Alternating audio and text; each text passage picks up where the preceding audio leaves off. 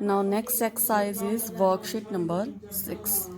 And in worksheet number 6, before we start with this, let me tell you that we have already done in the online class about the present continuous tense. When it is active voice, the rule is subject is mr plus verb ing plus object. आपको मैंने बताया था कि continuous word का मतलब ही क्या होता है, वर्ब के साथ ing, जैसे प्लेइंग, स्लीपिंग, राइटिंग, रीडिंग।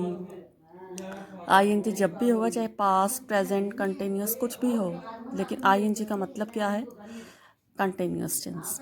तो जब हम एक्टिव वॉइस को पैसिव वॉइस में कन्वर्ट करते हैं तो we have to follow the 5 steps. Subject पीछे चला जाएगा, ऑब्जेक्ट सबसे आगे आ जाता है, that is we called it swapping.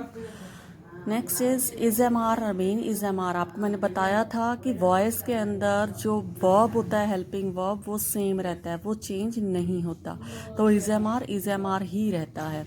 और आपको पता है कि वर्ब की थर्ड फॉर्म लगती है हमेशा, तो यहाँ भी हम वर्ब की थर्ड फॉर्म लगाएंगे ना। Question arises where to balance I N G. अब आई एन जी को बैलेंस करने के लिए कंटिन्यूस टेंस में हमेशा क्या लगता है, बीइंग लगता है। Now let us see what is here in the question. So get into the groups of 4 and talk of a place 1 kilometer away from the classroom and think of the things that are being done there. Are being done है तो मतलब हमें यहाँ पे present continuous tense use करना है, but passive voice भी use करना है। तो देखो, आप लोग अपने स्कूल के बाहर, क्लासरूम के 1 किलोमीटर के एरिया के बाहर क्या क्या चीज़ें हो सकती हैं। जैसे सैम्पल में लिखा है कार्स आर बीइंग ड्राइवन। आप रोड पर देखते हो कार्स चल रही होती हैं, चलाई जा रही होती हैं। तो air is being polluted, bikes are being driven, traffic is being controlled, shops are being opened, buildings are being constructed, it is not constructing, it is constructed, trees are being planted। तो यहाँ पर ये सारी activities हैं। आप देखो सभी के अंदर इज एम आर आया है, बीइंग आया है और वर्ब की थर्ड फॉर्म आई है।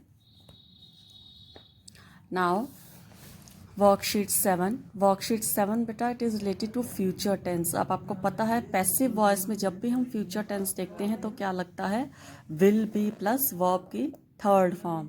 तो आपने सभी सेंटेंसेस में विल बी यूज़ करना है प्लस वर्ब की थर्ड फॉर्म यूज़ करनी है।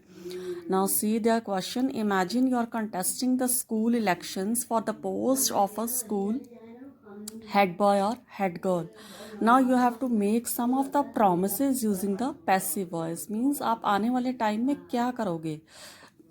अब फ्यूचर है, प्रोमिसेस फ्यूचर के लिए बनाए जाते हैं, तो नेचुरली हमें क्या यूज़ करना है, विल बी प्लस वर्ब की थर्ड फॉर्म। अब देखो फर्स्ट प्रॉमिस क्या लिखा है, a new basketball court will be constructed, a new dance and music room will be constructed, more trees will be planted. अब सभी सेंटेंसेस में आप देखोगे प्रोमिसेस हैं तो विल बी है, बी है तो थर्ड फॉर्म ऑफ वर्ब जरूर आएगी, जैसे प्लांटेड, कंस्ट्रक्टेड। उसके बाद है walls will be painted, functions will be held. So these are some of the promises. कोई और आपके माइंड में आते हैं, आप वो भी लिख सकते हो इसके अंदर। Now worksheet 8। In worksheet 8 there are some situations are given to you.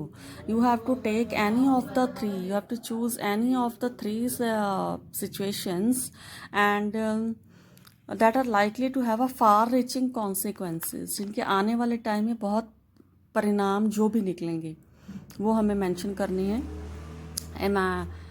So what you have to imagine was done by the authorities to cope up with them। मतलब आने वाले टाइम में इन सिचुएशंस अगर होती हैं तो अथॉरिटीज़ क्या क्या कर रहे होंगे, क्या किया होगा उन्होंने। तो जैसे सिचुएशन यहाँ पर दी है, many people dead and injured in flash floods. Second situation is fire in the school. Third situation is war declared by the neighbouring country. Next is collapse of hotel in the centre of room. Collapse मतलब गिरना।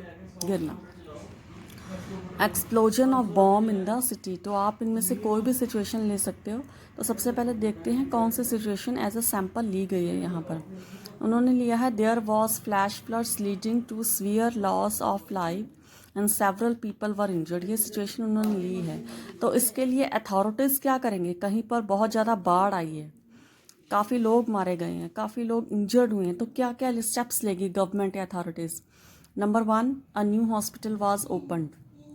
Again आपने क्या देखना है कि third form of verb use हुई है और ये वॉज में है, मीन्स ये पास्ट परफेक्ट टेंस चल रहा है। पास्ट परफेक्ट नहीं, सॉरी, सिंपल पास्ट टेंस है लेकिन उसकी पैसिव फॉर्म ऑफ वर्ब है। Next is more doctors were recruited.